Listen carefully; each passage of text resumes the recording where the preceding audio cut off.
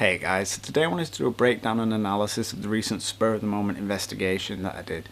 Now in that video I said that I wasn't really sure I could trust what the spirit was saying because it seemed to be very disorientating in its manner of presentation. It would be knocking on one door over here and then on the stairs, and then I'd ask it to knock on the stairs and then knock on another door, then back to the stairs, and it was just a little bit all over, so that when it came to actually trying to communicate with it, I didn't know if I could actually trust the answers it was giving, because it could have just been knocking at random intervals and then I'm just taking that as communication, you know what I mean?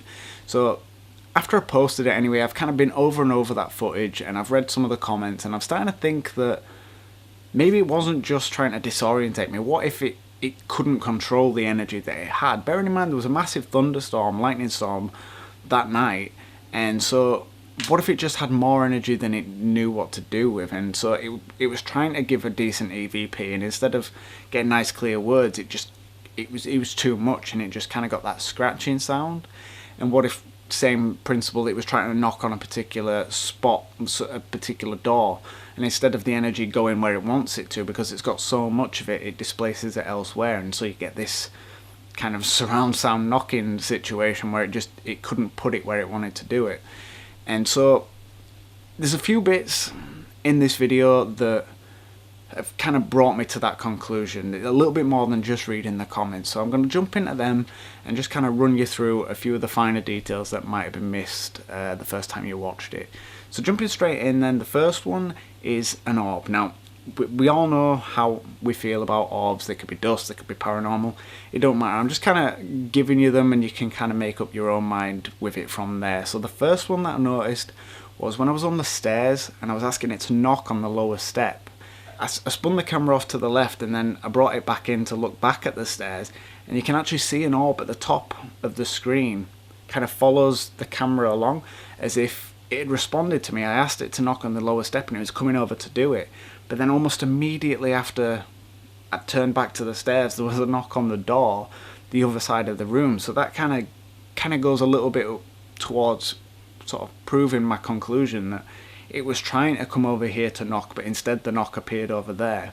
Now the next one that I find kind of significant is when I was on the stairs and I asked it to come and knock again, and I felt that cold rush on my chest as if something had just gone straight through me. Now when I came back and turned the camera to the left, there was actually a light anomaly at the top. Now it's very faint, it kind of goes from right to left, and then it's followed by a knock on the door.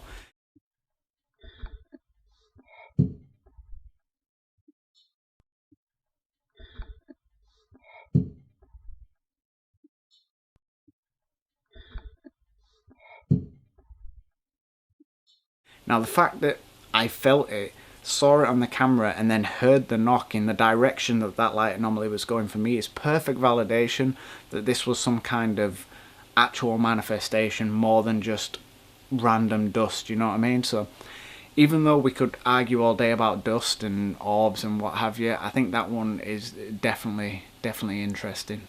Now as for the EVPs, even though they were really unclear and it did just sound like something scratching the audio recorder, if you listen really carefully, it does actually sound like there are words in and amongst it, like something is genuinely trying to speak. Now I've had a go at deciphering them and I've got something for the first two, but the third one I'm really struggling to come up with any kind of interpretation for it. So I'm going to play them for you now. I'll let you listen to the first two with my interpretations, and I'd really like your ideas on what the third one could possibly be saying.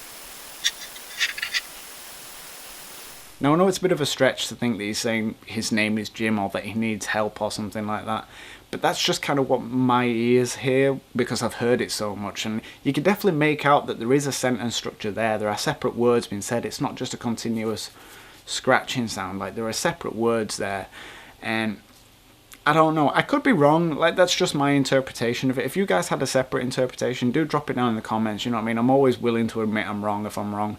And I'm always interested in hearing your guys' opinions. So that's pretty much it for this video, guys. Like I say, do let me know what you think. And as always, I'll post any and all activity as and when I get it.